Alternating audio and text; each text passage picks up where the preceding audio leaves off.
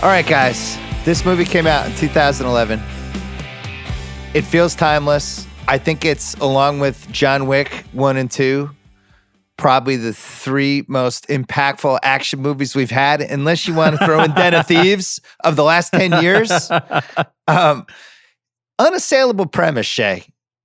Here's a guy, kind of a loser, a writer who we'll talk about in a second about what they're trying to say about almost out of work writers, finds this drug and it transforms his life. What is it that you love about this movie? Because I love that. I love the ability to snap your fingers and I'm a new person that can speak 9 languages and see the world like a giant chessboard. What do you love about it?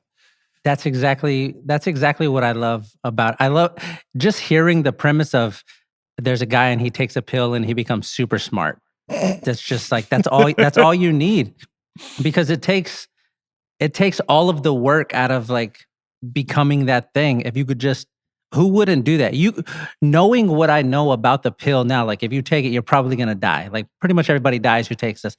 I would still do it. I would 100% still do it. Just for that like 6-month stretch. It would be great. It would just be to write your sci-fi novel? Just to write my sci-fi novel in 4 days. Let me crank that shit out and then get out of here. Chris, what do you love about this movie? So this movie, Limitless, to me is a certified copy movie. There's a couple we've done of Rewatchables where I feel like the movie that is essentially the Xerox copy of the original movie is actually more rewatchable than the original movie. Now, that's not always the case, but for Limitless, I just always think of Fight Club. I think that like it looks like Fight Club in a lot of ways, with them like microscopic, finely detailed, like how the chemical reaction happens when he takes the pill. I think it's basically about a guy who's like frustrated with his life and then finds a hack. He finds like a side door, like a shortcut into like salvation. And in Fight Club, obviously, he's got this split personality and he discovers violence. And in this movie, he takes this pill and discovers the 80% of his brain that he hasn't been using. But like you go through like the movies we're talking about, it's like Den of Thieves is a certified copy of Heat. Like Boiler Room is a certified copy of like Glengarry Glen Ross or something like that. And a lot of the times these certified copy movies are the ones you find on cable that are actually like, oh man, this is really entertaining. And it doesn't maybe have all of the weight of the original, but sometimes it has a little bit more entertainment. It's funny, when this movie came out, and Cooper had been in The Hangover in 2009, where he becomes a star because that movie was a phenomenon. And we see this sometimes. We've talked about it on this podcast. These movies after the person kind of becomes a phenomenon, where they have this leeway with the audience, where it's like, all right, I like that guy. I'll check out that premise.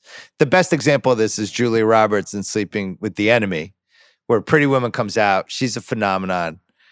And then it's like, hey, here's the next one.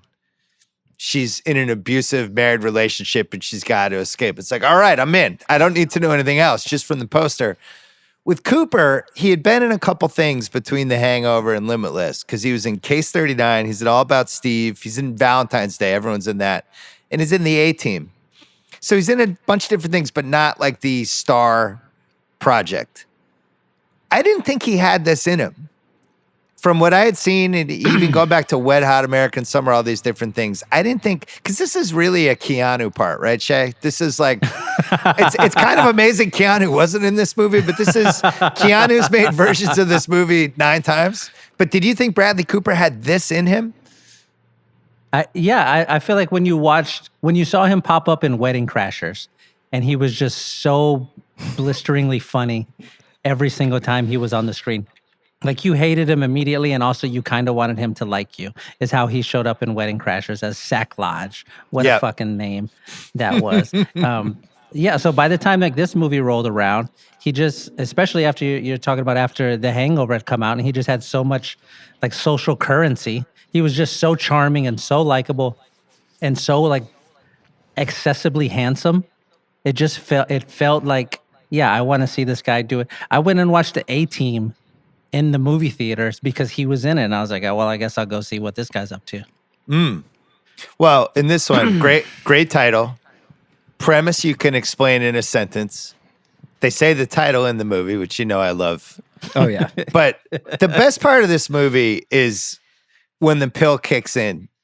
And Yes. you see this sometimes. You'll see this in a documentary. Like this is one of my pet peeves with documentaries is they'll make like a 2.5 hour documentary, and the best part is this 20-minute section, and you're just like, I wish this had just been the whole documentary. Maybe this should have been a YouTube video. Yeah, right.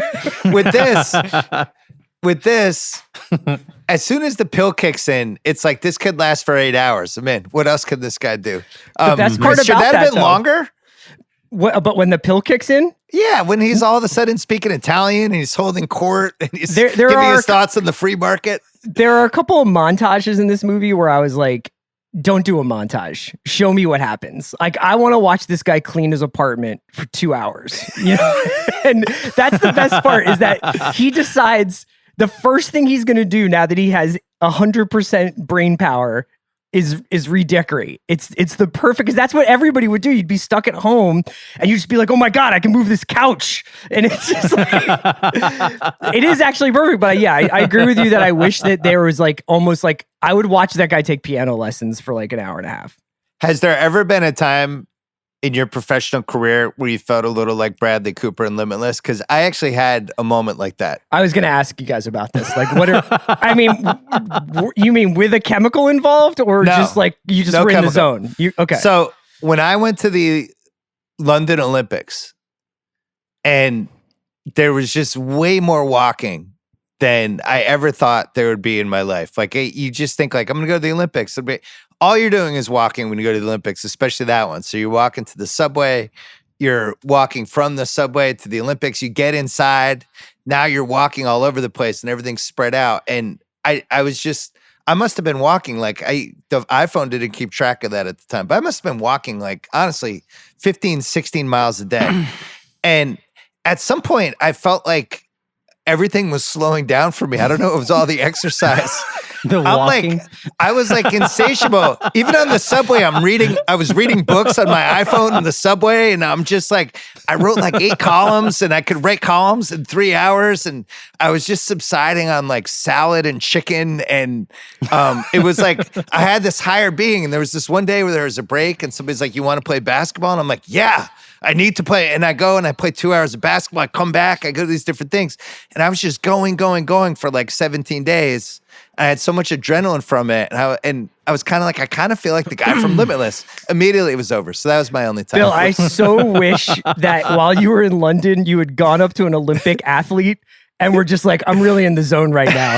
I know that you've been training your whole life to fucking throw a javelin at this thing, but let me just tell you, I've been taking some long walks and blogging a lot. I felt locked in. Remember, I came back and I was like 163 pounds. You guys all thought because I was like over exercised. So that was my one time. Shea, what about you? Have you had a time? Because you had some moments where you were cranking out either Grantland or Ringer columns while you were also trying to write books and scripts on the side, and you had you're in your little room. And were you on the Limitless drug? What was going on?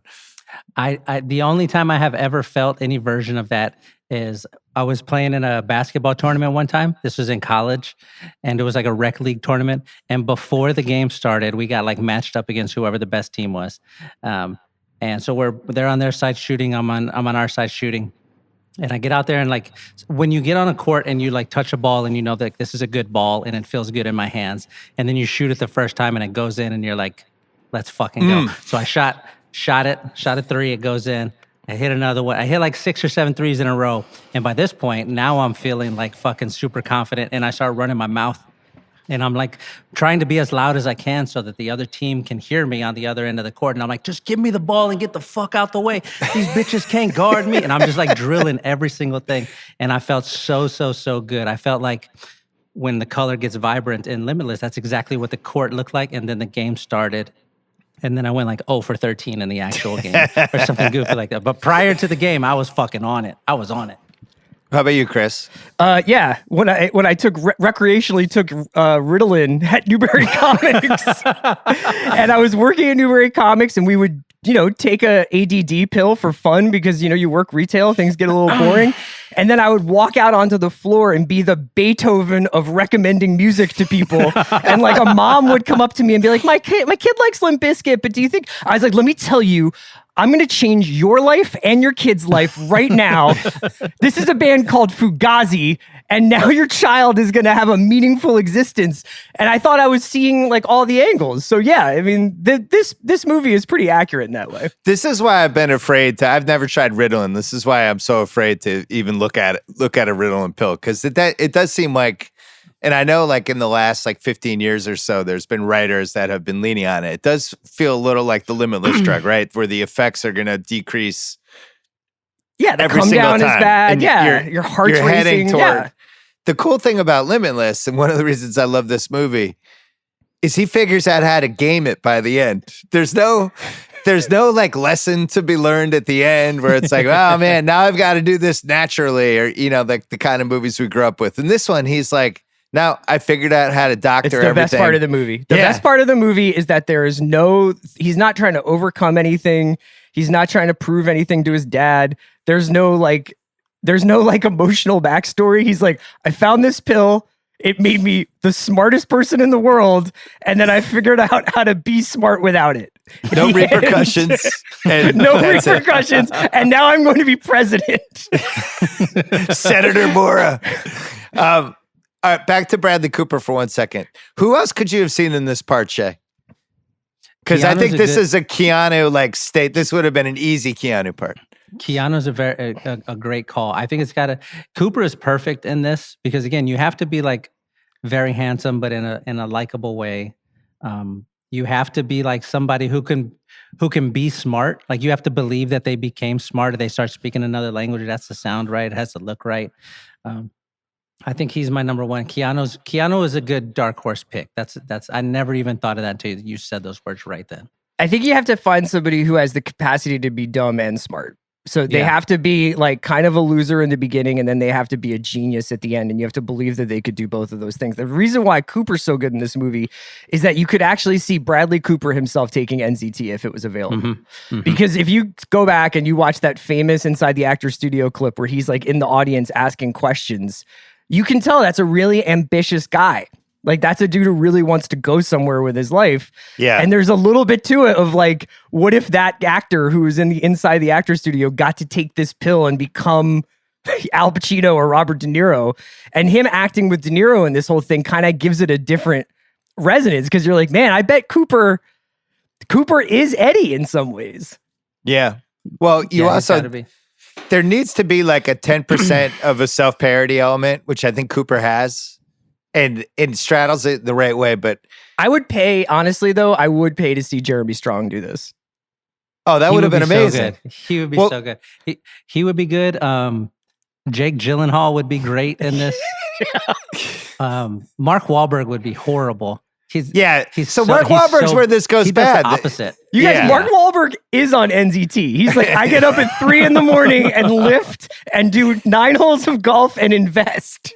Well, but that's the reason why, even though I kind of enjoyed The Gambler, I also feel like it didn't work, because I felt like Mark Wahlberg was miscast. Because there needs to be an element of self-parody that he's never kind of figured out how to channel. Really, the only time he was able to do it was Shooter. Shooter was like, it was before he became too self-aware, but Shooter, he's kind of there. It's just ridiculous, right? He's in the middle of nowhere. We haven't done Shooter on the Rewatchables. I want to at some point, but it's like the one last job and all the motifs, and he's not quite self-aware enough about it. This movie, so Cooper has a quote in here. I don't have delusions of grandeur. I have an actual recipe for grandeur. That's so cold. That's such a cold line right there. You can't really say that, and I can't totally 100% take you seriously after that unless you've sold it to me in some way. And he sells it in the right way, which is like, I don't think that's a long list. Like, if Leo is doing this movie, I almost think it's too much firepower. Yeah. You know? Yeah. If Tom Hardy's doing it, he's too intense. But with this, it's like the right blend of like somebody who's a good actor, but somebody who's also like kind of in on it a little bit and gets it. It's pretty amazing how likable Cooper is in this movie, considering the fact that this guy basically never uses his new powers for any kind of like societal good. He's just like, I'm just going to enrich myself and get laid and like X out Carl Van Loon. He's never like, you know what I should do is probably like figure out drinking water for the entire world. How about that? Well, it's kind of the end of this era where you could make a movie like this, right? Mhm. Because now I think so people are so much more socially conscious and really like, so this goes back to the 80s and some of the movies we've covered on this pod of like in the 80s, you have movies like Wall Street and these goals are like, or the St. Elmo's Fire Jed Nelson character. The goals are like, how do I get as much power and money as possible? And that would be glorified in these movies for 25 years or so. Limitless is kind of the tail end of that, where it's like, if I have a drug like this, I'm going to use it to gain as much power and money and influence as I possibly can. In 2021, I don't know if that would be the angle. I feel like they would maybe go in a different, I don't know what it would be, but I don't know if they would go that direction. What do you think, Shea?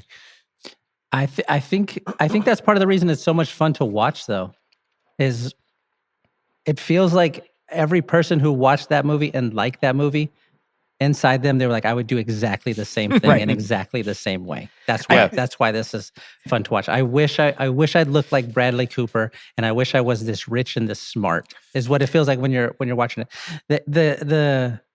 The gag of the movie of him just like instantly being good at things never gets old. It doesn't matter how many times you watch it or how many like little things it is. You're like, oh, I learned the piano in like 3 days or whatever. I learned how to fight from action movies when I was a kid. Yeah. Like he's just learning stuff instantly. That's fucking cool. I would watch 8 of these movies with Bradley Cooper just doing different things every single time. It's just fun every single time. But no, I think if you made it today, I think you would still do it exactly the same way because it's just that wish fulfillment that makes I'm glad. it enjoyable. Because I would like to think that's true. The reason it works is because they also make it basically it follows an addiction where there is a limited supply. And so there is like a finite, like a time clock on what he's doing. If he was just like, I took a pill once and this happened, and now it's like, I'm smart for the rest of my life. You could get into like, oh, should you do something a little bit more altruistic with your talents? But the fact that he's basically like, this burst has come upon me, but I can see the bag with it diminishing. That's the best part of the movie, is like him kind of trying to chase the dragon and make sure he's got enough and try to stretch the supply out until he can, ramp up his own production. I think some of his instincts were right. Like try to write my book as fast as possible. Try to figure out the stock market immediately so I can make as much money as I possibly can. I personally would have drifted immediately to sports gambling and tried to figure out patterns. Would have been more fun. I would have been banned by all the online casinos. But in general, like some of the stuff he does is fun. Like I'm amazed he didn't try to write a TV FanDuel script. Out of business with $1 million picks. Yeah, it's done. I'm banned. I'm just banned from America. He could have written some movie scripts. Like there's some other stuff, but for the most part, my favorite thing of all the things he learned was all the different languages. So he could just basically, the only thing that's impressive is you're able to order in restaurants in the native language of whatever food you're eating, which he's willing to drop multiple times in this movie. He's like, oh, we're eating here. Hold on, let me talk to the waiter. But for the most part, I liked all the choices he made. So Limitless is based on the novel The Dark Fields by Alan Glynn. It was directed by Neil Berger, and it was based on a screenplay by Leslie Dixon, who did the rare move of don't buy me out. I want to be made a producer on this, and actually played it smartly. They retitled it Limitless in December 2010 before it came out, which I think was a smart move. Great title. Really nice title. Dark Fields, isn't that the name of the novel that Eddie writes? Or Dark Fields? Yeah. Dark Fields is the wrong title for this. So $27 million budget. It makes $161.8 million. What were we doing then? We were just like, let's go see Limitless twice. Well, and it changes Cooper's career because so he's got the Hangover sequel right after. He does The Place Beyond the Pines, which I liked. Silver Linings Playbook, which now he's up a level, and J-Law's in that, and De Niro and the whole thing. Hangover Part 3, and then American Sniper 2014. And then he officially becomes, I think, one of the 3 or 4 biggest stars we have from that point on, and has been able to maintain that ever since. But weirdly, Limitless was the most important one out of all of those, except for The Hangover. Because he showed he could take a B movie and make it an A movie. Which is we talk about this all the time. That's not a long list of people that can just be like, here's the premise. I'm the only major star that has to carry this. I mean, every shot pretty much. Yeah, I can do this. And that list is not long. So, Our guy Roger Ebert, 2.5 stars. That sounds Quote, right. not terrifically good, but the premise is intriguing. Limitless only uses 15, maybe 20% of its brain. Still, that's more than a lot of movies do. I think what Raj did not anticipate the impact this movie would have on the streamers and on cable, which is the premise of this whole podcast. But this is one of the most rewatchable movies of the last 15 years. This is a movie that if you're flicking channels or you're walking in a room and somebody's watching it and he's about to take the drug for the first time, you're just watching for the next 25 minutes. There's no way you're not watching everything that happens after that. And there's not that many movies you could say that about at this point. These action movies you can waltz into. There's not that many movies you can say that about at this point. There's also not that many movies you can say that about ever that have a premise that starts out really, really fun and then it ends and it's also still really, really fun. Like if you watch something like The Purge and you saw the preview for it and you're like, yes, 24 hours, all crime is illegal, let's go. The last 27 minutes or whatever of the movie, you're like, you're trying to teach me a lesson now. It's not that much fun. This movie, there's no lessons. Like, here's a bunch of cool shit. Here's a cool guy doing cool shit just for himself. Have fun. By the end of this movie, he can diagnose heart problems by touching a guy's chest. He's doing electrocardiograms through a leather glove, just like he's a fucking Neo in The Matrix. Well, so the question after you watch this was, wow, that would make a great TV show. And then they actually made the TV show and it didn't really work. And I think it missed the streamer element probably by 2-3 years. I do think it's one of those, that same thing that happened with You and Manifest and some of these other shows, that if it had gotten like the Netflix bump on the main screen, maybe show exists. It was also a CBS show. And I think one thing about this movie is that this movie is about sex and drugs. And you kind of have to keep it a little bit racy to make it, because this is what people would do if they had this kind of thing, is that they would be a bacchanal, man. So well, we'll talk about that when we get to that category. Really good opening scene for most rewatchable. As my first candidate, it's just the opener where he's standing on a ledge, which a lot of times, especially in action movies, doesn't necessarily work. Where I don't want to be told where I'm going to end up 90 minutes from now, but in this case, it works. And he says, for a guy with a 4-digit IQ, I must have missed something. That's the hook right there. And you're like, all right, what's going on in this movie? And you're just in. So I would nominate that. Just it's not the most rewatchable scene, but it's a good one. Vernon Gant. What are your Vernon Gant thoughts, Chris? Oh, I love Vern. So that's Johnny Whitworth, right? Yeah. The star of Empire Records, Johnny Whitworth. Oh, sure. I think. And great drug dealer. Really good, kind of seduces this guy, but then immediately becomes unavailable. So I'm into Vern. So he explains the drug to Eddie in a very kind of grimy, perfect, like what you'd want from, and then Eddie takes the drug. He hits on the lady down the hall in his apartment, has sex with her, and then cleans his room for the next 3 days and says things like, I was blind, but now I see. Bill, let me ask you this. How close would the person have to be for you to agree to take NZT? Like, if I came by your office and you're like, God, I did the gambling pod, I did sports card, I did my pod, I Rewatchables, I'm so tired. Just feel like in 2022, I don't have my fastball. And I was like, I can help you with that. This pill will help you pod even better. Would you take it? I'd probably have some side effect questions, but if it was you, I would probably trust you. Oh, God. Would you if Rosillo was like, you should take this? Well, I mean, both of us have dabbled with cigarettes from time to time, although we're both retired.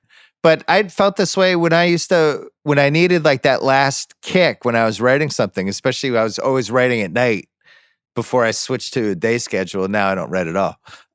But at nighttime, and I was like, I need a kick. I'd have that one cigarette. The one Camel Light.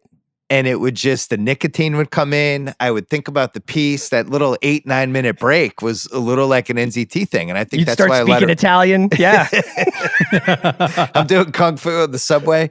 I wasn't high. I wasn't wired. Just clear. Anyway, the drug kicks in. And we know Vernon's not long for the movie. You No. get a feeling. So anyway, all right, next rewatchable scene. This is probably my number 2, my runner-up choice. So he says the drug in the title, a tablet a day and I was limitless. Boom. And then we have the montage, which includes he finishes a book in 4 days. He learns the piano. He plays some high-end blackjack. He has crazy sex with models and prostitutes. He knows how to diagnose tumors. Yes. He learns multiple languages. He does karate and kung fu. He holds court at 5-star restaurants with the business elite. Some high-end cliff diving? Sure. Wait, you're not going to jump off that cliff, are you? Yeah, I actually am. And he trades some high-end stocks. And that's all in about, what, 10 minutes? Yeah. What a Because montage. The thing that's been holding us back in cancer research is the research. Just people haven't read enough about it. We needed Bradley Cooper on NZT to just read a couple more articles. Shea, high-end cliff dives, never disappointing in a movie like this. And it didn't seem CGI'd either. No, somebody definitely did that. What I really enjoy about the dive is if you go back and watch it, it's not a dive that somebody who is like a professional diver did. He doesn't like swoosh and they're perfect. He's like jackknifed a little bit and just slams down into the water, which is a great like way to do it if you're gonna fucking do it. I love the holding court stuff with him too, which I have a little bit to go later. I have some meat to cover, but in general, it's always hard to pull off the things are going well. Here's our guy I'm just holding talking court. about Portugal. Yeah. It'd be like if there was the Chris Limitless movie and you're just holding court about the World Cup 2022 with 7 experts. It'd be like, here's how England attacks, and everybody's just completely Netherlands has listening. the best XG. Yeah. Next rewatchable scene is short, but the subway fight scene. Shea, you're the world's premier movie fight expert. Mm-hmm. First of all, they shouldn't have looked at him that way. Second of all, there's for some reason 5 different people who want to fight him at the same time. He takes one in the back of the leg from somebody and he's fine. But give us your breakdown of the fight scene. I greatly enjoyed it. The part of the movie, or excuse me, the part of the scene that always jumps out at me is once he starts doing it and you see him throw a couple of punches and you're like, oh shit, he's good. Like he has good fight confidence in here. Why did we never get like his version of Jason Bourne? You know what Cooper. I'm saying? Like that's what Cooper's version. That's what I felt like whenever I watched the scene, because he could do it. He could be like that guy if he wanted to, and he just never got around to doing it. Has he ever done an point. action movie, like a straight up action movie since 18? No, not really. He got super artsy fartsy on us. I mean, American Sniper is technically an action movie, but he's not really fighting in that. He beefed up that's too. A whole different thing. Yeah, you're right. He shots at the sniper community. It's not real fighting. No, I mean he's not. He doesn't have like has to fight 5 guys. There does feel like there's a Bourne identity. Would they go with Renner? What year was that? That's like 2014 or 15. Yeah, this Bourne Legacy. The Bourne Identity scouts, I think, might have misfired on that one with Renner, thinking like Renner's our guy. Yeah, maybe they should have gone to Cooper. That's a good call. It probably would have lived on different, because when Renner came in for Bourne Legacy, everybody was like, he's not quite Matt Damon. The same thing happened with you talked about the with Limitless Mission TV Impossible. show. Yeah, with Mission Impossible, with the Limitless TV show, it's all the same stuff, but it's just not Bradley Cooper in the role, and you're like, it doesn't quite work. Your eyebrows are a little weird. That's how I felt watching the TV version. Like this isn't it.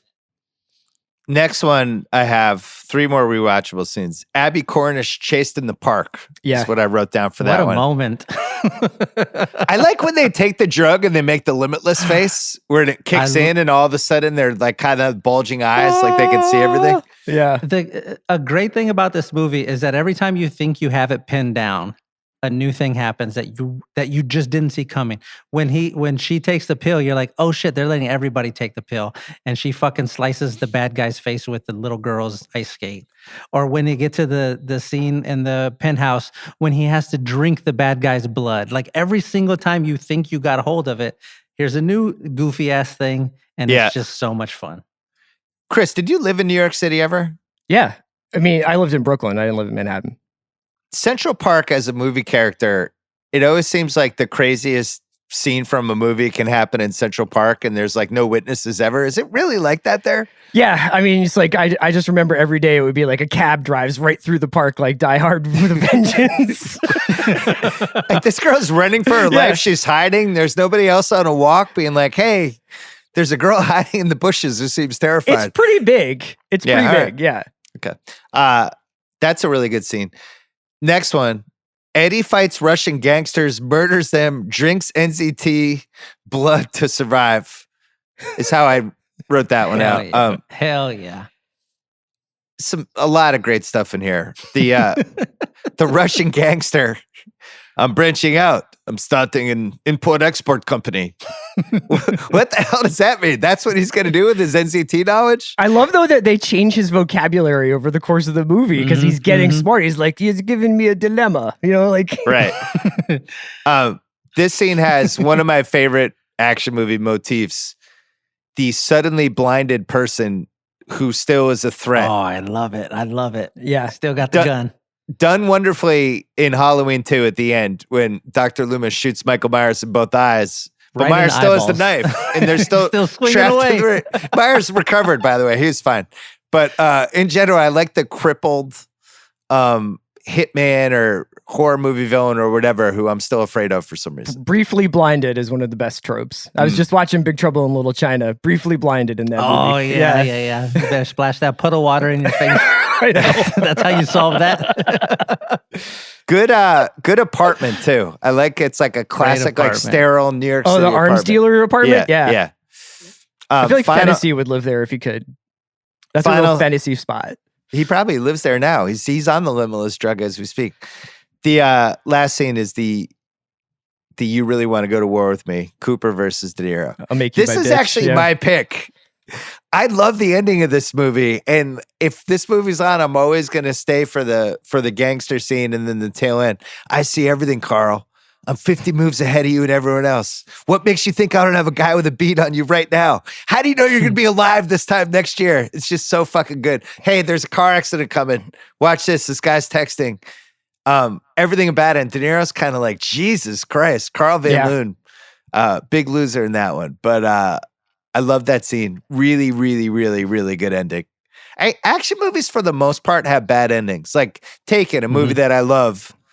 But it ends with, it's like, oh, let's go back to the female musicians, whatever her name was, the Britney Spears kind of clone. And she's going to give my daughter piano lessons. And it's like, I don't want to end on this. I want to end on like you saved your daughter from 100 Bulgarian gangsters. As soon as he shoots the guy in the head, you just want credits, right? Yeah, That's it. That's it. Great. We're on the boat. Bill, you should see if HBO Max would let you do the Bill Simmons cut of a bunch of movies. That all the movies just end with the bad guy getting killed. No coda, no resolution, fallout. no emotional like. It's No just arc. like Alan Rickman dies, Die Hard is over, goodbye. Like, He saved her on a yacht. He was like some prince that she was about to become a sex slave. He kills everyone on the boat, saves her, pulls it off. I don't need another scene. And this one, they actually pull off we don't need another scene in the best possible way. And it's actually De Niro's best scene too. But they do another one. He meets up with his wife or soon to be wife at lunch. yeah. And he does the ordering thing again. Yeah, but that's like, that to me, that's just a little dessert after. It's great. Okay. What's your most rewatchable scene? I do you like have, to Shay? come up the most. That's always my favorite Yeah, part. after he gets the stash. In particular, I like when he turns in the first like few pages of his book, and then he goes home and he checks his voicemail, and he's got 3 messages from his editor, and each one she's more excited. That's to me as a professional writer. That's how just like what. That's I'm how we after used to do all it at the time. Grantland. Shay would send in a paragraph being like, I love Tim Duncan. And I would call Shay and leave 3 messages. I was like, I gotta know more. I gotta see more. No, Shay did what was the diary of the 8th grade football team? Yeah. Oh yeah. That was it. fun. That was Chris left you 3 messages for that one. Shay, great stuff. We need another volume. What do you have for most rewatchable, Chris? I like the montage where he cures Helen's cancer, learns how to play piano, and starts day trading. Great stuff. All right, what's age the best? Eddie finds the drugs. The classic, what would you do? I like when movies have the what would you do. All right, here's seemingly a dilemma. You know there's the two paths. What would you do? And in this one, I think most people will be like, all right, I got to try one of those. I love how they're ripping kind of stealth on unsuccessful writers within the first 25 minutes. Like they're not afraid. Eddie feels like a microcosm of the internet in the late 2000s, right? Where you just have all these people who are trying to blog. And it feels like they're trying to rip on those people in a really subtle way. Am I overthinking that? I don't know if it's about bloggers, but I do think that Eddie's like chatter that he has, like it's masquerading as a sci-fi novel, but it's really my own personal manifesto about the plight of the individual. Like that's the perfect thing. Like you definitely would hear that in bars. Another would say the best. So this is the biohacker era, basically the last 15 years where we're trying to improve how we eat, how we sleep, looking for every sort of edge possible through natural ways. And this is like the ultimate version of that, although this is a drug, but same kind of thing. How do I do better? I'm where I am. How do I maximize whatever my potential is? And now that's a cottage industry with a lot of different stuff. There's do you want to talk about the movie production stuff for a second, Chris? How the movie, when Eddie takes the pill, it changes its like color scheme a little bit. Yeah, some of the stuff that's going on. Yeah, I think it jacks up it just basically like turns up the contrast a lot, and maybe like the stock looks a little bit different. But yeah, it's an effective way of doing it. This is another thing that I feel like it doesn't really like happen exactly like this in Fight Club, but there are like little tricks that they pull in Fight Club that this movie does too. How would you compare it to Gordon Willis in Godfather 2? It's way too bright. Yeah, for Gordo. Shea, the name Carl Van Loon. What are your thoughts? I was really excited when I looked it up, and Carl is short for Carlos. So I'm just pretending like he's Mexican, and he's a Mexican businessman in the movie. And Eddie Mora, like that's a Spanish last name as well. So I feel like this is a win for the Latinos. De Niro's speech. Now, I want to save the De Niro conversation for later, but he does have one great speech in this movie. You haven't been bored blind at the fundraisers. You haven't done the time in that first marriage to the girl with the right father. You think you can leap over all in a single bound. Kind of liked it. I like some of the material there. I wanted to ask Chris. Chris, have you imagined yourself in Bradley Cooper's role and Bill in the De Niro role having this exact? I try to leave to go to the Athletic, and Bill's like, yeah, you would even suggest that? It means I'm 50 steps ahead of you. I'm like, Chris, you don't know how to assess your competition. You haven't competed. Don't make me your competition. Great stuff. De Niro on autopilot this whole movie. But for whatever reason. Real, like, you kind of wonder whether or not there are cue cards in the background for De Niro, but he still nails it. Yeah, he nails that speech. And then the last what's age the best, and this also could be a what's age the worst, but there's like a Limitless knockoff market. Did you guys do research on this? No. There's a whole bunch there's YouTube videos, there are fake supplements, there's this whole thing that you can kind of do a deep dive on the internet for people claiming versions of the Limitless sometimes it drug. Sounds like when they talk about like CBD, where it's just like, I was walking in New York the other day, and there was like a sign for a CBD shop, and it was like, need help studying, sleeping, waking up, like with depression, with anxiety. I was like, what doesn't this do? This is pretty, like, it is kind of like that. We went to the flea market, and they had a CBD stand there, and the guy was doing basically that exact sales pitch. It was like the Limitless sales pitch, but for it's like, that's not what this is, you fuck. Any other what's age the best for you, Shea? You know what I really like? This is a very small thing, but I like the weight of the pills in the bag. Mm-hmm. Like when he finds them in the oven and he grabs it and it like folds over on his hand, and you realize it's a lot of pills. It's a lot of pills in the bag, and he looks so excited to have found it. I think that aged really, really well. I just get excited to see it every time. I really like how clever they are with a lot of the little stuff in there, like the way that they set it up to where he goes to meet Vern. Vern sends him out to run an errand. He comes back, Vern's dead. and he decides he's going to try and find the pills, and he can't find them, and he sits down and he makes he looks like at the breakfast bag, and he's like, man, if you cooked, I'd be dead too. And then he realizes, oh, I didn't check the stove. And then he finds him in there. I like that they do a lot of that little stuff in there. And I really like that they acknowledge that the Eddie Mora character is smart. Like one of my favorite lines in the movie is when Vern tells him, just like in passing, that the pill works better if you're already smart. And I'm like, that's cool. That's cool. That was the only time I felt like I wouldn't take it, because I'm not that smart like naturally. And I don't think it'd have like that. I would just tweet faster is probably what would happen if I took the pill. That's it. That's the only benefit it would have for me. What about you, Chris? I really like the discovery of the NZT community in the movie. Like when he finds out that other people have been taking it and are all dead, or his ex, or sick. and then when he recognizes that the Atwood, the guy who's going up against Van Loon, and he's like, where did he come from? Even 2 years ago, he was nowhere. And he's like, and that's when I realized he was on NZT. You know, like that whole, like the idea that there's this whole like other world happening around him is really cool, because they don't belabor it, but it's very effective. For what's aged the best for me, I'm just, the premise ages great every year. Vern's I think it's timeless. On just goes along. NZT is literally the best. Like it just is like, that's the movie. This is perfect. Great no stuff. notes. What's aged the worst? De Niro.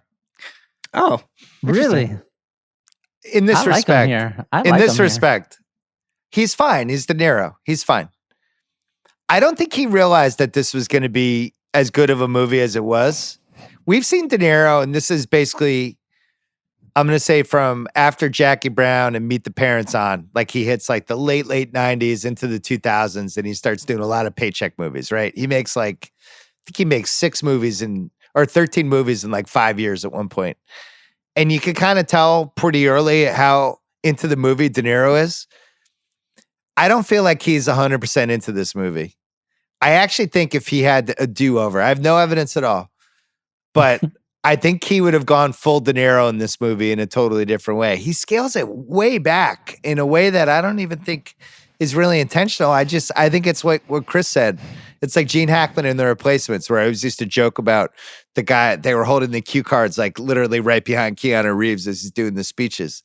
It feels a little Gene Hackman's Replacement autopilot to me. But I think it works. You guys disagree? No, I mean, I disagree. It's not in the top 20 De Niro performances, but at the same time, like he brings a lot of gravity to the Carl Van Loon character. Like I'm glad it's him and not, I don't know, Paul Giamatti or something. And then I also really like the fact that like it's not torch passing, but you can tell he's acted with Cooper a couple of times now. Like there's an affinity there, and like it's cool that he lets Cooper basically chew all the scenery. Chris, when he says in the final scene, what makes you think I don't have a guy with a beat on you right now? How do you know you're going to be alive this time next year? Cooper says that to De Niro. Do you think De Niro should have just stared at him, looked away, looked back, and said, there's a flip side to that coin?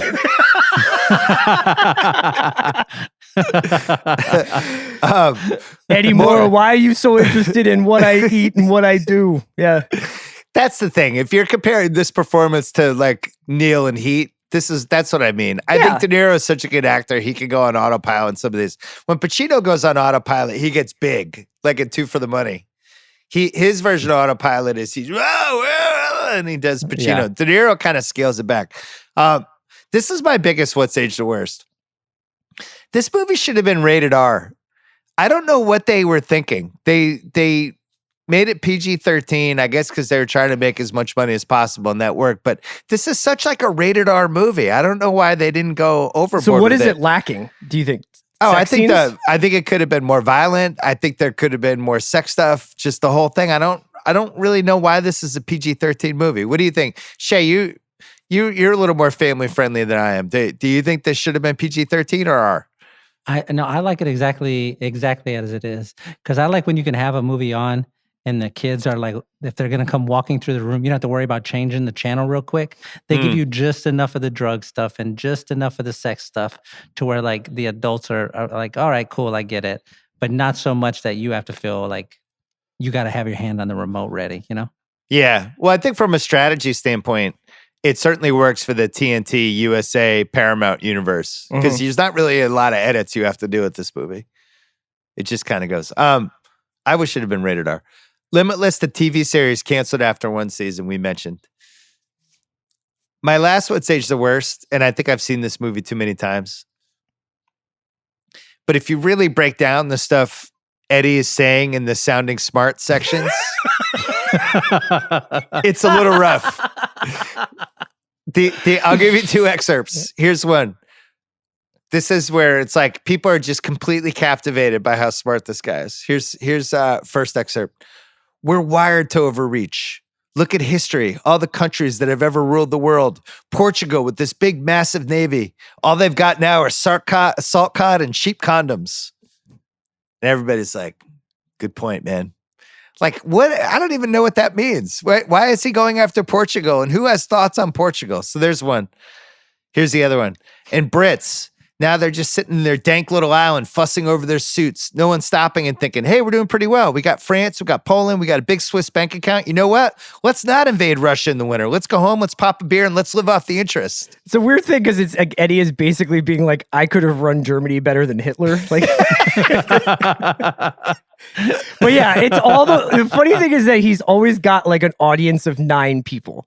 Like, the only time you ever see somebody with an audience of 9 people, they're either like, they're usually saying something really disturbing, but it's very unlikely that everybody's gonna be like, you hear what this guy's saying about England? Jeez, that's really interesting. I was trying to think, Shea, what's the basketball version of Eddie sounding smart going back over history? It's got to be LeBron related somehow. Like, instead of going to Miami, if he goes to New York and he builds it down and you're just like just talking these weird absolutes and it sounds intelligent. I don't know. Last would say the worst for me. Eddie's like, if you take 3s, they're worth more than 2s. Yeah, maybe that's the Limitless. Maybe it's like the Sloan Eddie at the Sloan conference. Yeah. Or no, it's the process. Oh God. Sorry, Chris. If you want to be bad in the NBA, why not be really bad? Why not just bottom out? Why not just get top 3 picks every year? Last would say the worst for me is Abby Cornish running. Don't really know what's going on there. Did you watch that one closely? The people that don't know how to run in movies, they always do this with their fists. They pump the fists up and down. And I just would have hired our track coach for that one scene. Yeah. Any other what's age the worst for you, Shea? No, there's not really a bunch. I was going to say the TV show. I was really sad that wasn't good. I got really excited when they said Bradley Cooper is going to be in it because he has like a couple of, like he just pops up in it every so often or once or twice or whatever. That's it for me. I was surprised the PG-13 thing bothered you. I just would have liked the rated R version. You know that Bill and I are depraved. We're depraved. I want to see Bradley Cooper break a guy's arm. Come on. You know, I like when you look at the older movies, like I think if this movie comes out now, it's probably rated R. But they were a little more lenient back then. Like when you look at Jaws and like a kid gets eaten and they're like, that's PG. Not then like that's it. You know what I'm saying? Same thing. Well, that's like a naturally occurring phenomenon. You know what I mean? Like it's not like Total Recall where Schwarzenegger shoots a guy 14 times in the head. Chris made the key point with the TV show. It was CBS. You think like if CBS was going to do this, they should have done it with an old person because that's who watches their network, right? Older people. Yeah. I guess I'm in the demo now, so I can make fun of myself on that. But it should have been somebody in their 60s who takes the Limitless drug. That's actually really good, Bill. Yeah, thanks. Like Social Security Limitless? Yeah, somebody who's like... AARP Limitless? Like, yeah. Like a 62-year-old CEO who's about to be pushed out, takes the Limitless drug, all of a sudden they got it back. So casting what ifs. I only have one. There was, not surprisingly, not like an incredible amount of research to be found on this movie, but this was a big one. Shea, do you know what actor was initially signed for Limitless in 2008 who had to drop out? I don't know, but I'm really hoping it's Will Smith because he would have been so good. It's not Will Smith. Good guess. Who was it? Chris? Shia LaBeouf. Is that true? Is that it? And this is around like Disturbia and Eagle Eye, right? Kind of. Yeah, and there's this 3-year one where Shia LaBeouf's just getting good parts, and we kind of hadn't really realized that he wasn't that guy. And I think this movie just doesn't work with Shia LaBeouf. He's too his face is too kiddish. Yeah. Because this was right after he did Wall Street, Money Never Sleeps. Oh yeah. And you're like, you look like a child in a suit. What's going on here? Best That Guy, aka the Joey Pants Award. Some fertile nominees for this one. We have Tomas Arana. I don't know. I don't know how he pronounced his last name, but he's running bad guy in this movie. The guy running bad guy, bodyguard guy. I don't know I had to look up his name. I'd seen that guy in things, but now he's the running bad guy from this movie. We have the detective, Brian Anthony Wilson, who is the bald black guy who's been the detective, I think, in a bunch of stuff. He's always like the what's really going on here. Yeah. I don't even know what else I've seen him, but I know he's one of those guys. You've seen him in The Wire. He played a detective in The Wire. Right. He was in The Postman. What a great movie that is. What a great. I feel like he was in one other one where he's a detective. And then I think the winner is the Kennedy. Head it's bad Andrew guy. Howard. Andrew Howard. Let me just specially shout out his work on Mayor of Kingstown this season as the white power lead of the jail gang. Chris, do you want to use this time to convince Shea to do the Prestige podcast with you for Mayor of Kingstown and try to get him to watch it, or no? Shay, do you know what Mayor of Kingstown's about? I do. Okay. I'm a big Taylor Sheridan guy. Okay, have you been watching this at all? I just started it like 2 days ago over the break. Currently in the middle of a 2-episode prison riot. That's all I'm saying. Fuck yeah, that's great. I'm in. All right, I'm assigning Prestige to you guys for Mayor of Kingstown. Chris, I don't know why I'm not. You had to tell the prison riot. Now I'm gonna have to watch this. You know how much I love prison riots in movies and television shows. There's just a lot of Jeremy Renner going back and forth talking to white power guys and then to Crips. And it's just like, he's basically the Michael Clayton of prison. Is there anything where everyone's heading in the shower and we see the two inmates walking by each other and somebody slides a shank into somebody else's hand? Bill, yes. Okay, I'm going to watch. Say no more. The Vincent Hanna Give Me All You Got award for best overacting. I think this goes to the running bad guy. Running bad guy is really trying to look evil as he's running. He's like, I think if Terminator 2 is the standard for how to run and look evil, this is not the standard for running bad guy.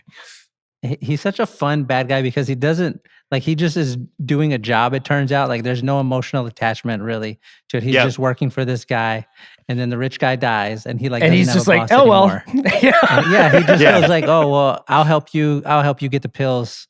I don't want it. He doesn't want anything, no money, no exchange. He just wants to like do bad things. Fucking cool. He's cool. Deanne Waiters award for best heat check. I'm going Whitworth. I'm going Johnny Whitworth. Interesting. Yeah. Abby Cornish for me. Vern. Yeah. Cornish is my pick. Wow, I'm going with Gennady. Gennady? Gennady, yeah. Andrew Howard. Gennady or Gennady? I think it's whatever it is. Andrew Howard. Yeah. I like when the Limitless drug kicks in and he's got nicer clothes. And as Chris said, his vocabulary is a little better. He's a little more of a thinker. He wants to do an import-export business. Recasting couch. I was trying to think, like, could you improve the De Niro part? What actor? But I still like having De Niro in this movie. I like Abby Cornish. I basically like everybody. I don't know if I would recast any of the parts. Is there any part you would recast, Shay? No, I think if anything, I mean, maybe you could slide Brie Larson in to play the Abby Cornish part, and then you get a better runner. She's got a great run. Great She's call. Like, I like it. Yeah. Half-assed research. Just a couple things. So the stuff the film does with the wonder drug, it's called fractal zooming, jump cutting, out of body scenes. They would do some motion control photography, so to slow it down. When he's cleaning his apartment and there's like 4 of him. Yeah. Yeah. That's it cool. is. That's it's a cool. little Finchery, I gotta say. Yeah, that's what I'm saying. Did a good job with it. I guess we covered everything else. Apex Mountain. I think for Bradley Cooper, it's American Sniper. I don't think it's this. Yeah, that or because Star he is funded Born. that movie. He got Yeah. all the money, and it's either that. It's not this, but it's his action, Apex Mountain. Relativity Media, Chris? Ryan Kavanaugh? Is this as good as it got? Your boy? They kind of gamed the system. They turned a 40 million movie into 170. It was kind of proved their formula. Well, you know what? We're joking, but it's worth noting that for as much as we really lament the loss of this kind of movie, which is like, it's not going to be a franchise. You don't have to know anything about this character's backstory. You don't have to have read a book to get into this. It's going to be in and out in 90, and you'll probably watch it again 15 more times in your life on cable. See, I think it's coming back. But like the budgeting of it is tough, right? Because like this movie like now somehow would cost $90 million to make, and then they would need to like, you need to make it be like a $300 million movie to make its money back. But like they don't make these kinds of mid-tier movies anymore.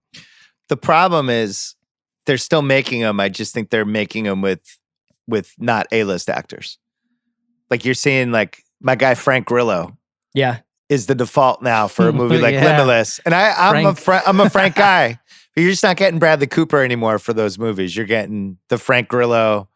Even Bernthal might have priced himself out at this point. But Bernthal just likes also being in good movies no matter what the part is. Yeah. So it's like he's not really like building up like I can carry a movie resume. It seems like the tweener movie like this is now gone, where it's either you have the Frank Grillos and it's all a bunch of like relatively cheaper actors, or it's the super expensive like Ryan Reynolds, It's fucking Mark Wahlberg, Tenet. Yeah. Right. Peter Berg directing it, and it's like some of those bad Netflix action movies that I haven't really liked for the most part, with the exception of Triple Frontier, which was a fucking masterpiece. Yeah. Triple Fronts is, dude, when are we doing Triple Frontier rewatchables?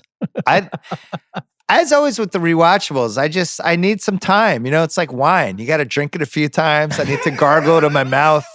Need to study it. Like Limitless has been sitting there for us for years. It's true. But I wasn't ready for it yet. And then You gotta let the mountain come to you, Bill. I understand. Triple Frontier is there. It's never leaving Netflix. Stars or Showtime, one of those two, just was playing Limitless for like 2 straight months. It was just on constantly.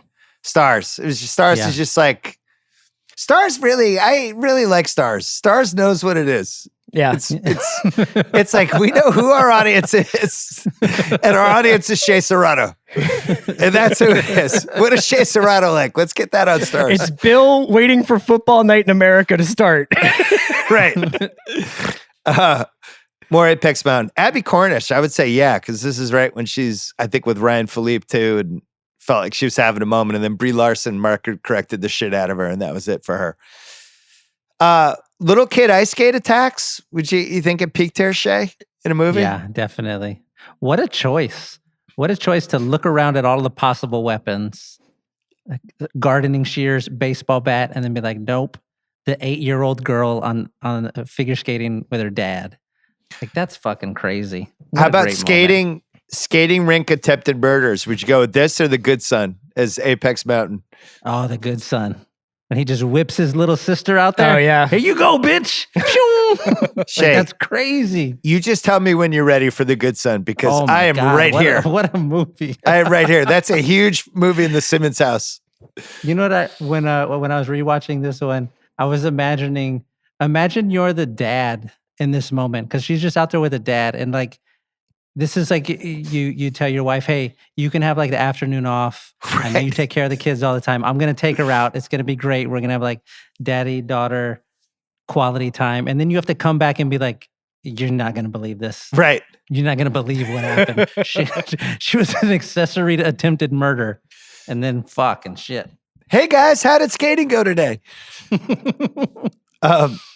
Apex Mountain for fake Russian accents, Chris? Yeah, it's up there. I mean, I think it'll take a lot to topple Hunt for Red October, but this is up there. Malkovich and Rounders, I think, has to be in the conversation as well. So you go Malkovich over Connery being like, one ping only, Vasily. I think Malkovich has more quotable lines. Yeah. I will splash the pot whenever I want. Subway fights, Apex Mountain. I have this in the nominees. This is not the best Subway fight. No, ever. this is not even close. I think the Warriors is in there. What else do we have for Subway fights? You have Isn't there? There's a Letty huge in- subway fight in Matrix, Fast right? and Furious 6. Yeah, you have Fast Neo 6. versus Agent Smith in the first Matrix. Like, this is not even a podium finisher. Any other Apex Mountain candidates for you, Chris? How about drugs that give you all being powers? What about there's that? But I was also going to say, is this the Apex Mountain for the guy version of the Pretty Woman glow up montage? Like of the guy like going from I look like I'm an extra in Master and Commander to I look like Bradley fucking Cooper and I'm at a party wearing a perfectly fitting suit. That's a good one. He does like 10 sit-ups like as part of his thing. Let me get these crunches in. That's great. It's like his skin looks beautiful. Yeah. I have a few picking nits. Yeah, me too. Can I do mine first really quick? Can I just ask? Are we not picking the guy, Paul Leonard Morgan, the guy who does the music for the movie? I think this is his Apex Mountain. Okay. I love it. I love Good it. one. It's when you hear it, it sounds like this is what becoming smart would sound like as if it was like happening inside your head. It's so good. The biggest picking nit in this movie is that the cops don't frisk Bradley Cooper at the murder scene. They show up and he's just like, I called you guys. And they're like, oh, cool. Okay, great. Thanks for calling us. Yeah. And he's like, meanwhile, I have like $18,000 and like a bunch of off market like chemicals in my back pocket. And they're like, we're not going to touch you. We're not going to frisk you. Just go on down to the station. Nobody ever frisks him. I had that as well. Plus he's hiding it, in the back of his pants? Yeah. I mean, how easy would that have been to found all these drugs? In general, if you're calling the police because you're in an apartment with a dead guy, they're going to have some follow-up questions. Yes. They just are. You're coming down to the station. They're going to try to find out more. I have that as well. Would the New York Post really write about Eddie after like 4 days of stock trade successes? That's a profile. Have you read the New York Post recently? But they're just jumping on that story. Carl Van Loon, is he hiring Eddie that fast? He just needs to, he watched him attack the market for 4 days and then he had one meeting with him and he's like, that's it. This is like one of the biggest financiers in the world. Also, when Carl Van Loon walks into a restaurant, do you really hear people go, that's Carl Van Loon. He's worth a fortune. Shea, if Eddie was so smart, wouldn't he have just paid off the Russian loan shark on time and then he wouldn't have had to give any more drugs? Come on, Eddie. So many mistakes, like just mistake after mistake after mistake. What my biggest picking nit for the movie, the one that just like destroys the inside of my head, is when he goes to get the loan from the guy, from the mobster, and he's like, I need $100,000. The guy says, no, I'm not going to give it to you. Why should I give it to you? And he's like, because I quintupled my money 4 days in a row or whatever. If we hear him say he starts with $800. If you quintuple that 5 times in a row, it's like $500,000 right already. Why do you need the other money? The math just gets me every single time. He makes so many mistakes though. Yeah, I'm going to say he's not so smart. He's not using 100% of his brain. I'm going to say he's using like 78% of his brain. Because just pay off the Russian loan shark. If you're smart, you can see ahead. You should know, like, I got to get this guy out of my life as soon as I possibly can. Or just kill him. Over $2 million he made like in a couple days. Give the guy his money back. Seriously. So we mentioned evil running guy. So then this rich guy dies. Evil running guy is just like, cool, let me take you to his place. And I'm a free agent now. Yeah. You can take all his stuff. Is he paying evil running guy or is evil running guy, he's just being spiteful? What's going on there? He's just doing it to do it. He didn't like the lawyer. He didn't like the lawyer was trying to play his boss. He's like, this lawyer lied to me. I've got a big ice skate scar on my face. Like, just take all the pills. Just take them all. He also did a lot of jobs for Atwood. Like he was like, I'm your driver. I'm your assassin. I'm right? Like, I was like, this is a big remit. Yeah. 3 dead guys in Eddie's apartment. They tie it to some arms dealer that used to live in the apartment. A year later, he's running for office. No questions. No internet piece. No TMZ. Eddie Moore running for office a year after 3 dead guys also was found. A person of interest in another murder. Like, yeah. Just all of this is just glossed over. Yeah, there's some nitpicks in this movie. Okay. Could this be remade as a 10-episode Netflix show? is our next category. Now we've had this with the CBS show, which didn't work. So there's two ways this could go, and we should talk about it. One is, why can't there be a sequel to this with Bradley Cooper? Mm-hmm. Like, just run it back. What's Eddie Mora doing now? 12 years later, 11 years later, let's just go. Limitless 2. I think you could make this as a Netflix series now, because there's just so much more prestige behind projects like that. Like you make like fucking attach whoever to it, but Bradley Cooper would come back and star in it. They have the money to give him what he would ask for, and you make this like a proper, do all of the same shit, but for 10 episodes. I think that they would do it. I would certainly watch it. So we think Bradley Cooper has to be in it either way, whether it's a sequel or 10 episodes. Because I'm with you, Shea. I agree. Here's the thing: is you basically do it where Bradley Cooper becomes Carl Van Loon, and a new guy shows up on a new drug, and Bradley Cooper's like, I need to get on that, and then they're like doing chess. Basically, it's NZT2 or whatever it is. Yeah, but that would be awesome. Yes. So Bradley Cooper. It's superheroes, but smart. Yeah. Or like, what if it's like Bradley Cooper versus Jesse Eisenberg, but Jesse Eisenberg was already really smart. So when he takes NZT, he's like so much smarter than Bradley Cooper. Yeah. Here's the thing. And this is why I bring it up. It really bothers me. We have so many sequels we don't need. We don't want, we never wanted. Over and over again, they're just leveraging these movies that we're like, no, we're cool. We already understood this. This one is like, I'm ready to go back in this world. Let's go. Back. There's so many more places we could go. I want to get back with Eddie Mora. I want to know more about this drug. I want to know what he's doing now. Was he the president of the United States? Like, is it post-president life? He's being followed around by Secret Service. Is he investing in Bitcoin now? Like, what's he doing? He definitely invested in Bitcoin early on. He's taking on Haralabob. Haralabob takes the NCT drug. Eddie Mora drafts Luka. Yeah. He buys an NBA team, and all of a sudden that team's going 75-7 because he gave the system. I can't believe this hasn't come back yet. What is Bradley Cooper doing? He's making like, I think he did a Leonard Bernstein. Yeah, he's directing and starring in that.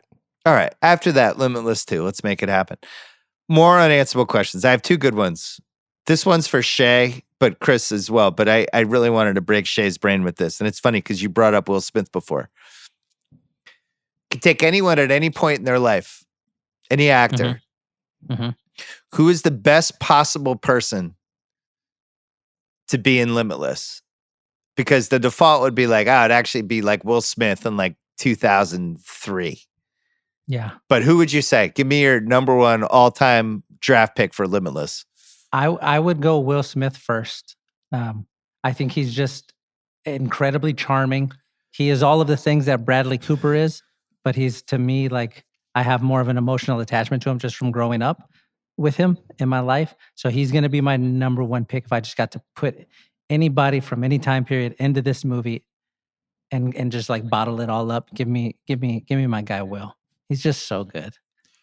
Chris, I could give you 2002 range Will Smith, or I can give you Tom Cruise during like the Firm era, 1992, 93 range. Where are you going? I would go with Cruise.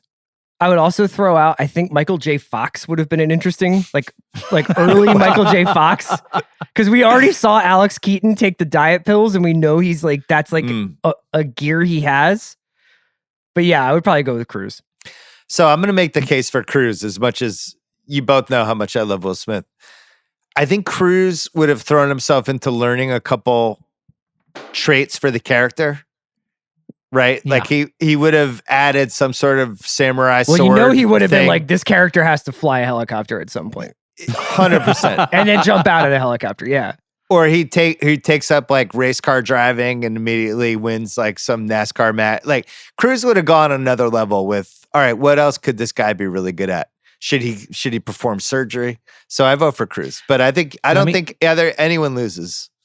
Can I add an amendment to this? Because let me throw this question back to you two. So if we're going to play this game, let's say you're taking Cruise and you're putting him in this movie, but now you have to put Bradley Cooper into a Tom Cruise movie to like supplement the balance of the universe. Oh, it's like a time machine change. Yeah. Yeah, exactly. So if this is me, I want Will Smith in 2004. This is right after he did Bad Boys 2, when he was just the best person on the planet. So we get him right after Bad Boys 2, and we swap out iRobot, and we get our Bradley Cooper action movie, and then we have Will Smith in Shea, Limitless. You're ignoring the obvious. I think that you and I would liquidate our life savings to see Bradley Cooper in Bad Boys with Martin Lawrence. As Mike Lowry. Bradley Cooper. He's Mike Lowry. Yeah, All it's Mike. I would actually go for Bradley Cooper. I would go The Firm. Yeah, for he would be good. He would be for good a in flip. That. He I could think do that would have been. He could do that. That's I'm a still good not call. positive Cruise was 100% perfect for The Firm, but I think Cooper would have been good because he would have had that smarmy kind of. I could have seen him like as in the law Looks firm. great. Looks great in a suit. Cruise. Cruise didn't make enough movies like Limitless. Keanu was the one that really figured it out. Keanu's like, is there a poster and a one sentence premise? I'm in. Last one. I don't know which one of you is a better one to answer this question, but the cops are coming. You have the Limitless drugs and you have to hide it somewhere in your apartment. Was the oven the best place? Because I think the oven's kind of underrated as a hiding either money, drugs, or guns as a location. Because of how thick the bag is, the oven is the ideal spot. I'll never forget when I was growing up, I went to my aunt's house and she was telling us she would hide her drugs in the microwave under the little glass plate. She said, because the police never look there. I was like, why are you telling me this? I'm fucking 9 years old. So anything oven related, I'm in. That's a great place. Chris? And Aaron. I think like a good old fashioned air conditioner vent is always great. Like No Country for Old Men, it worked there. But yeah, the oven's fine. I haven't really thought about it. I think my problem would be like, if I knew the cops were coming, I'd be like, I guess I'll just take all the NZT right now. Yeah, immediately. I'll take it all. I'll make myself police commissioner, call off the investigation myself. What piece of memorabilia would you want from this movie? So I narrowed it down to, I would either want the prop of the fake bag of pills, that plastic thing. But I really like the "Give Me Some More" t-shirt that he was wearing near the end, or that it was somebody was wearing. The post, the "Give Me Some More" poster t-shirt combo when he was running for Senate. Definitely want his novel. The novel. That's good. That's good. What would you want, Shea? The problem with the bag of pills is I would 100% like take one just to see, just like maybe. Who knows? Maybe if there's ever a clear pill anywhere, I can't not try. You got to try. I think I would want the fake bag of pills, but because we could probably just make the "Give Me Some More" t-shirt. I might do that for the holidays. Who won the movie? Clearly, Bradley Cooper. Yeah, for sure. So there you go. Away with it. All right, this was fun. I'll see you in Kingstown, brother. You guys got to do it. The Rewatchables was produced as always by Craig Horlbeck, and we'll be back next week with another one. Listen to Shea on No Skips. Read him on theringer.com. Listen to Chris on The Watch. Yeah. A little bit Big Picture, a little bit Prestige TV. Maybe you guys doing Mayor of Kingstown next week. Who knows? Yeah, we'll see. All right. Good to see you guys.